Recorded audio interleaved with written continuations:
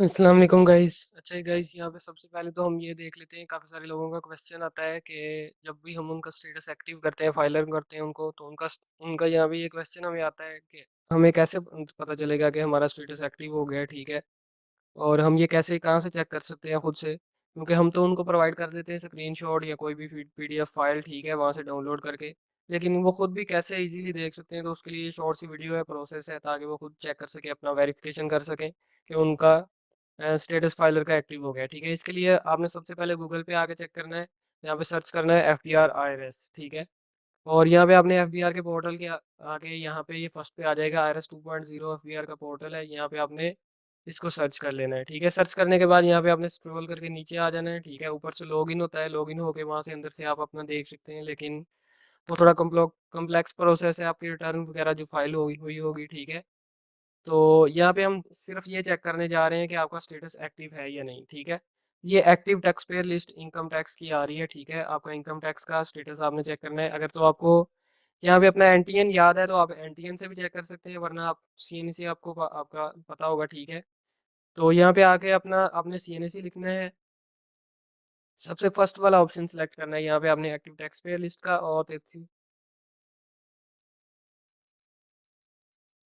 ठीक है, ये यहाँ पे आपने अपना आईडी कार्ड नंबर लिख देना है।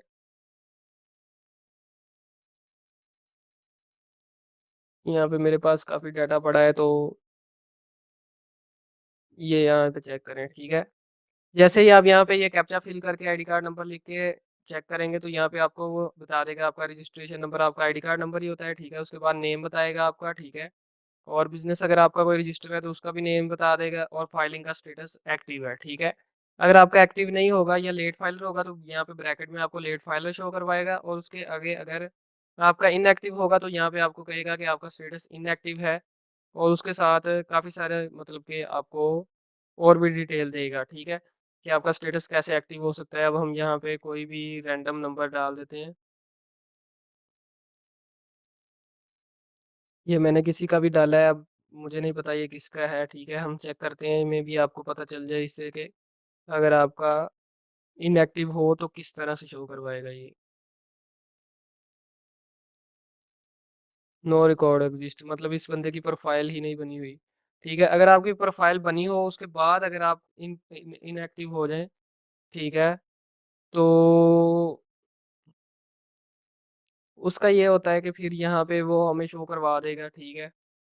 लेकिन मेरा नहीं ख्याल ऐसे रैंडम हमें कोई भी मिलेगा, ठीक है। तो अगर आप इनएक्टिव हैं, तो आप यहाँ पे आप अपना आगे सर्च कर सकते हैं, ठीक है। और यहाँ पे आपको बता देगा कि आप इनएक्टिव हैं। इसका भी रिकॉर्ड नहीं मिल रहा, ठीक है। मेरा नहीं ख्याल यहाँ पे हमें कोई ऐसा बंदा मिलेगा, क्योंकि रैंडमली किसी का भी डाल के अब उसका अकाउंट बना हो नहीं बना हो, ये देखें रिकॉर्ड नहीं एग्जिस्ट कर रहा। तो यहाँ पे अगर आपका इनएक्टिव है, तो आप अपना सर्च कर सकते हैं पहले आके यहाँ पे, और आपको बता देगा कि आपको अंदाज़ा हो जाएगा कि इनएक्टिव का क्या सिचुएशन होती है और उसके क्या लिखा आता है, ठीक है। तो उसके लिखा आएगा इनएक्टिव, ठीक है। In case you have not file yet return 2025 या 2026 की, आपने 25 की रिटर्न फाइल नहीं की, तो आप वो पहले फाइल करें। उसके बाद इंडिविजुअल के लिए है 1000 रुपये का चालान, और जो है कंपनीज या पार्टनरशिप उनके लिए 20,000 और 30,000 का चालान है। तो वो कहेगा कि वो पे करें, फिर आपका स्टेटस एक्टिव हो जाएगा, ठीक है। आपको प्रोसेस बता देगा, और साथ में बता भी देगा कि आपका स्टेटस इनएक्टिव है। तो एक तो ये मेथड है यहाँ पे, अगर आपने अपना स्टेटस चेक करना है कि आप एक्टिव हैं या नहीं है। दूसरी यहाँ पे आ जाती है प्रोफाइल इंक्वायरी। इसमें भी सेम प्रोसेस है, आपने सीएनसी आना है। यहाँ पे आपने लिखना है,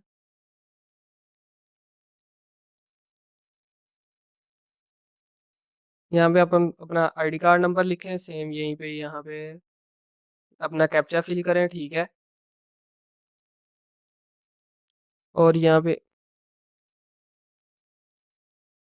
अभी तो मैंने सही लिखा है, 33 नहीं पूरा डाला।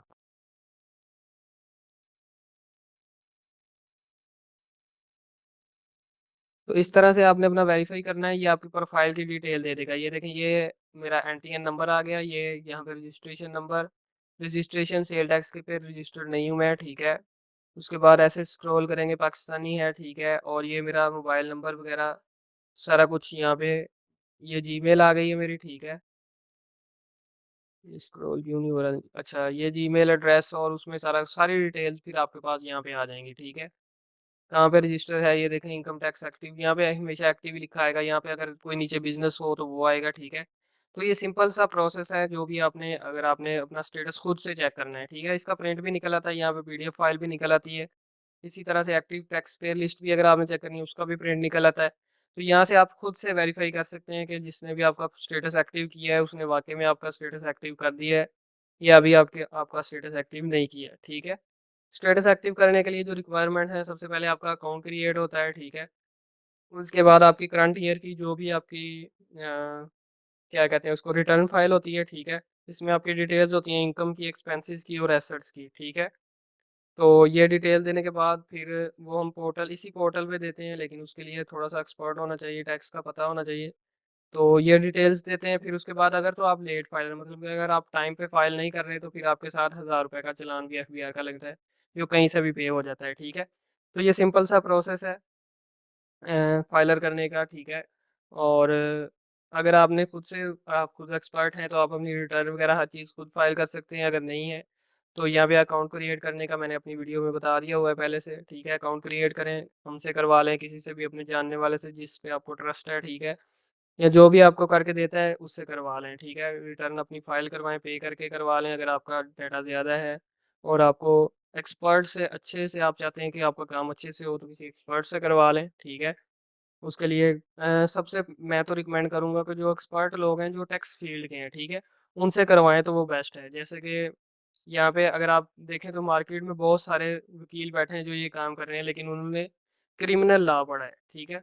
तो क्रिमिनल लॉ वाले किसी भी वकील से आप ये काम ना करवाएँ, ठीक है? उन्होंने तो ये पढ़ा ही नहीं है। वो यूट्यूब से थोड़ी बहुत वीडियो देख के फिर आपका काम खराब कर देते हैं बाद में और वो केस बाद में खराब होके फिर हमारे पास आते हैं, फिर मसला बनता है उसमें। आप चेक करें पहले कि उसका जो फ़ील्ड है वो टैक्स का होना चाहिए, ठीक है? कॉर्पोरेट का वकील हो तो वो कर सकता है, ठीक है? और या फिर आपके पास कोई सीए का एसीसीए का हो मेंबर, ठीक है? स्टूडेंट हो चाहे, ठीक है? जिसने टैक्स पढ़ा हुआ है, वो कर सकता है। उसके अलावा यहाँ पे कॉमर्स का कोई भी जिसने टैक्स पढ़ा हुआ है, ठीक है? आईकॉम, बीकॉम मतलब बीकॉम किया है या मास्टर इन कॉमर्स किया है और वो टैक्स का फ़ील्ड का एक्सपर्ट है थोड़ा-सा, तो वो ये काम कर सकता है। तो कोशिश करें उससे करवाएँ, ठीक है? रैंडमली किसी से भी ना करवाएँ, क्योंकि ये फिर आगे जाके काफ़ी इसमें मसले बनते हैं, ठीक है?